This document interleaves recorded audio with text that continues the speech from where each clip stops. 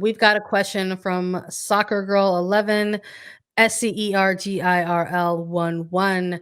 It's a Chicago Red Stars related question. It says, given how the Red Stars perform this season without Julie Ertz or Alyssa Naeher, do you think they might trade them next season? And this is again, another one of those questions where we wanted to, acknowledge and thank you for giving us the question and take a little time to answer it with our opinions on some of these moves, even though there's already a little bit of an answer in place, right? So we're taking a look at half of this question in that we know Julie Ertz was a part of a trade with Angel City for full roster protection for the Chicago Red Stars ahead of the expansion draft.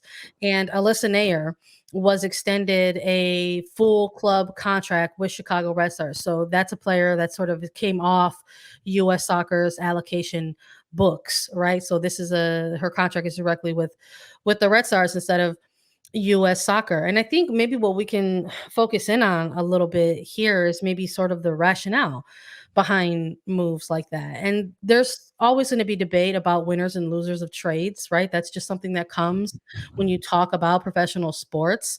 And there's definitely the narrative out there that Chicago is a little bit on the losing end of that trade with both Gorden and Ertz to Angel City, sort of losing two top players, two really starting players and star players, um, to Angel City with sort of getting back solely roster protection and maybe not trying to get something else back in place a little bit. But I think sort of taking a look at the season for Chicago Red Stars in 2021, they played that entire season without Julie Ertz. So perhaps coming down the stretch and down the road to having to make these sort of roster moves ahead of a double expansion year, something that never took place in NWSL history. The first time ever two teams were coming into the league versus just one team in years prior.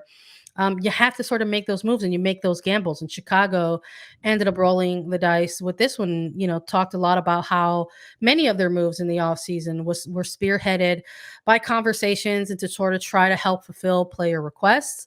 And a combination of that was also try to retain much of their roster who competed throughout 2021 and went to that championship final. And one of those players that was not part of the equation during that sort of magical like 2021 season for Chicago was Julie Ertz. And I think fans of the Chicago Red Stars and neutral fans of NWSL sort of saw what that team could do without that type of player, which quite frankly, this is a player that had always been spoken about within Chicago as this sort of cannot lose integral essential player.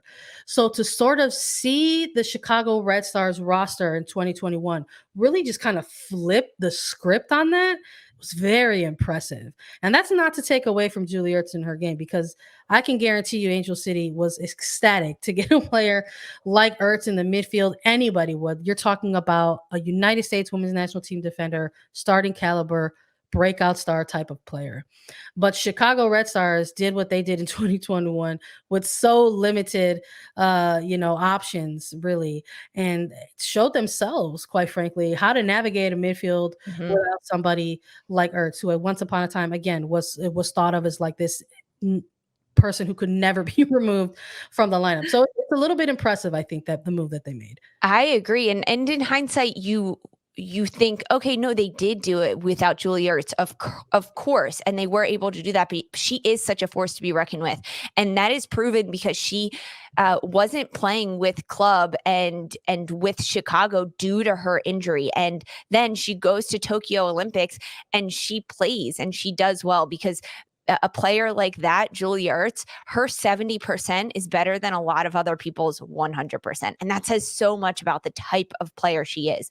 And then when you look at the full roster for Chicago and on the club side of things in the NWSL, you look at how they didn't have Julie Ertz, but they have enough depth on the roster, and it's more of like we all rally together as one, and you know that, okay, we don't have Julie Ertz back there, but we have Sarah Waldmo, we have Morgan Gautral, we have other players that can play that role. They're not going to play it the same way that Julie Ertz does, and that's okay. Every other team in the league gets on without Julie Ertz, but this trade for Chicago to lose Julie, not the worst for them, because they have already proven that they can play without her, and I think it does really benefit other teams like Angel City so much more as a expansion club in the league to have her.